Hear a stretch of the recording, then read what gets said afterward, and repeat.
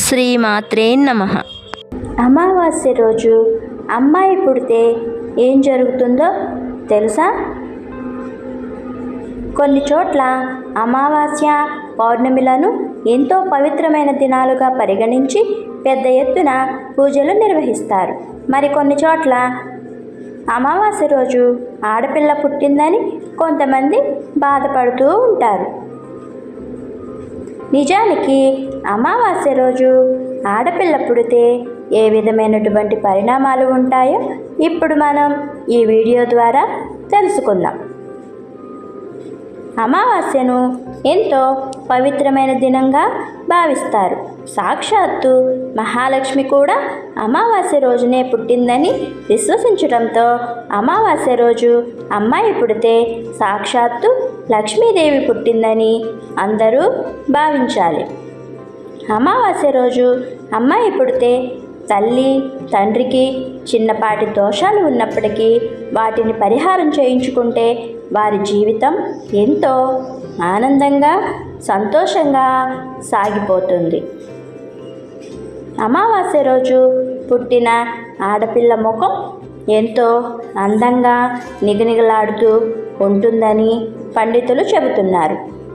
అమావాస్య రోజు పుట్టిన ఆడపిల్ల యోగం అద్భుతంగా ఉంటుంది. ఈరోజు పుట్టిన అమ్మాయి నోటి నుంచి ఎప్పుడూ కూడా అపశకునం రాకూడదని, తను పలికే మాటలు చాలా నిజమవుతాయని పండితులు తెలియజేస్తున్నారు. ఈరోజు పుట్టిన అమ్మాయికి వివాహం తర్వాత భర్తతో చిన్నపాటి మనస్పర్ధలు తలెత్తుతాయని, అయితే వాటిని పాజిటివ్గా ఆలోచిస్తే ఎలాంటి సమస్యలు ఉండవని ఈ సందర్భంగా పండితులు తెలియజేస్తున్నారు.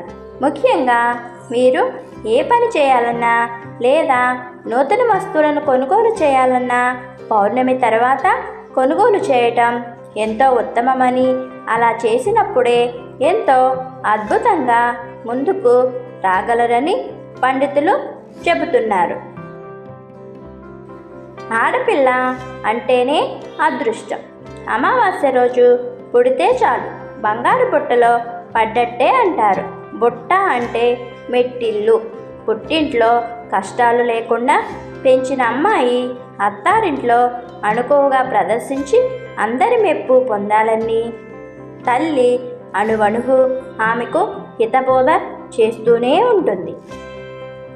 పెళ్ళి అయ్యి 7 అడుగులు నడిచి మెట్టినింట్లో అడుగు పెట్టే ముందు జరిగే అప్పగింతలప్పుడు తల్లి కన్నీళ్లు పౌర్ణమి నాటి అలల్లాగా ఎగిసి పడతాయి.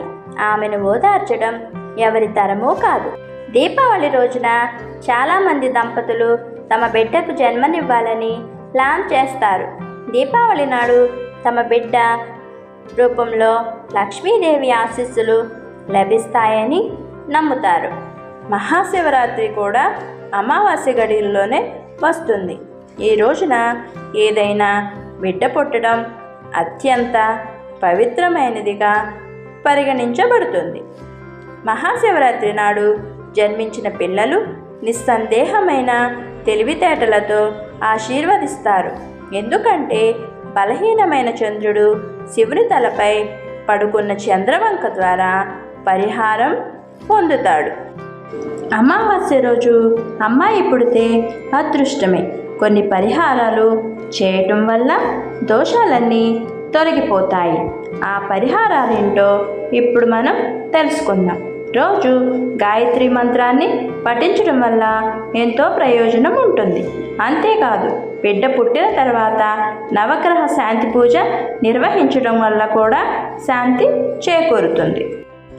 అమావాస్య నాడు జన్మించిన శిశువులకు ఓం నమః శివాయ అని పఠించడం కూడా అత్యంత ఉపయోగకరమైన పరిష్కారాలలో ఒకటి. పూర్వీకులను ప్రసన్నం చేసుకోవటం, అమావాస్య నాడు శ్రాద్ధాలు పెట్టడం, పితృదేవతలను ప్రసన్నం చేసుకోవటం అమావాస్య నాడు జన్మించిన శిశువులకు ఉత్తమ పరిష్కారాలు.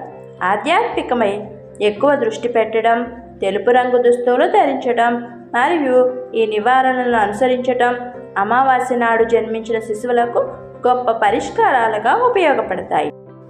ఒక వ్యక్తి జీవితంలో కలిగించే ప్రతికూల ప్రభావాలను తగ్గించటంలో మరియు వదిలించుకోవటంలో శనిదేవుడు సహాయపడగలడు. అందువలన వ్యక్తులు శనిదేవుణ్ణి పూజించాలి. శివుడు మరియు కాళీదేవి హిందూ మతంలో అత్యధిక శక్తివంతమైన దేవతలు. అమావాస్య దోష ప్రభావాలను తగ్గించడంలో కూడా వీరు సహాయపడతారు.